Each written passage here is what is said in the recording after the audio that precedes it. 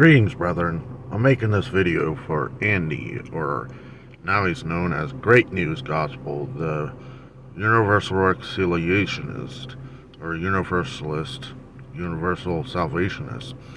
He still insists that eternal doesn't really mean eternal, and fire doesn't really mean literal burning fire. So, this is what he does here. So we look at Matthew 25:41, and so we click on Ionian, and he just goes right here. See, there's a definition. Just means for an age long. I know it says eternal, but let's go with, he wants to go with, it's just for an age, you know. And he goes down that Ionios, an age having particular character, quality, properly age-like, figuratively, of God's life at work in the believer.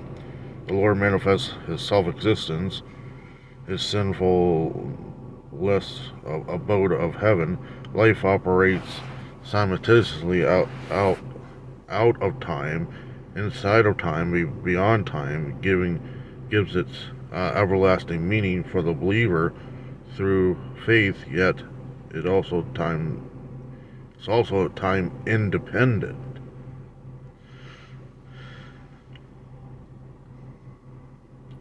It does not focus on the future per se, but rather on the quality of the age.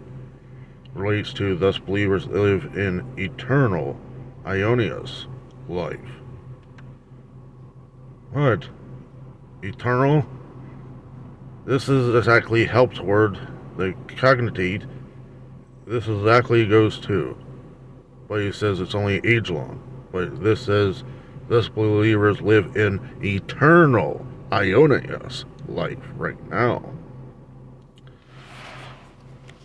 So his own definition contradicts the material he just used. But okay, Ionios. Let's go down to Thayer's lexicon and look for the verse number. So Matthew 25:41.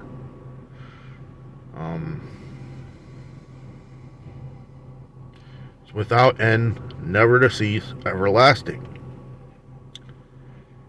With whom it's less common than, which you see there's some 50 instances.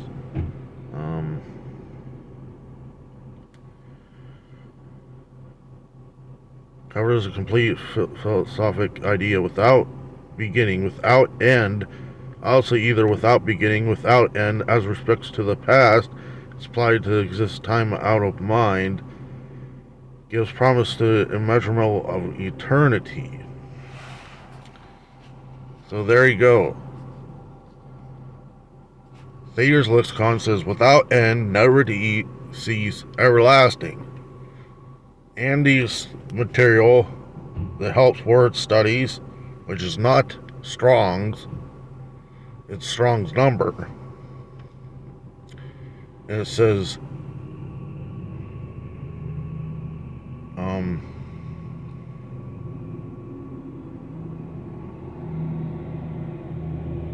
okay, down here.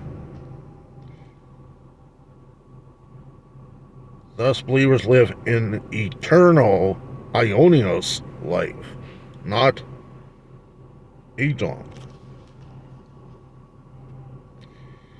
And his issue with fire, just its purification.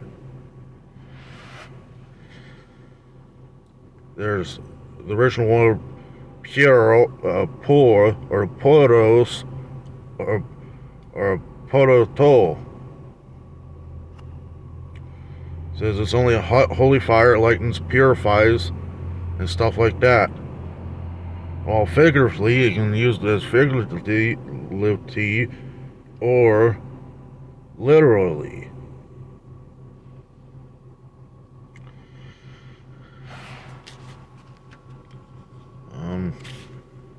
Actually, let's just go to Revelation 20:10.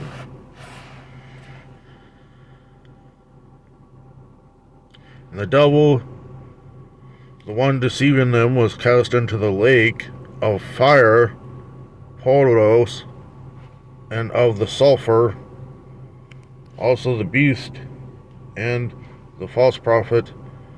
They will be tormented day and night to the ages of the ages. So let's go to, where is it? Fire.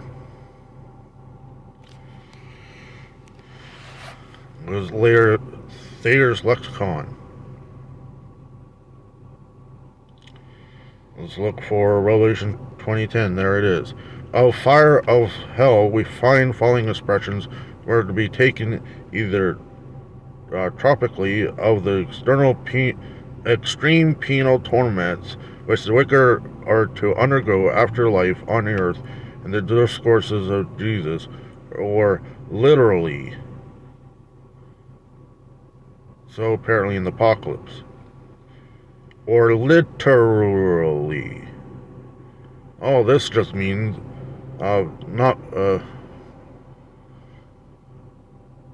just means purification. It just means you're going to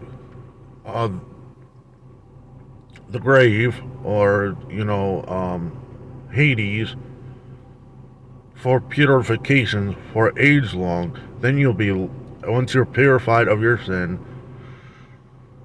you'll be let go and welcomed into heaven. So it kind of reminds me of the Catholic doctrine of purgatory. But this says, of the extreme penal torments, not purification. Extreme penal torments. I don't know what extreme penal torments mean. Does torment mean purification? I think so. There you go. Case closed. That's how you use the lexicon. You don't go up here and say, well, it doesn't even have that. Your Strong's Concordance says, fire, the heat of sun, lightning, strife, trials, and eternal fire. You want to use Strong's Concordance, but helps word studies. It's not the Strong's Concordance. So your own Strong's Concordance does not say purification. Alright, there you go. Case closed.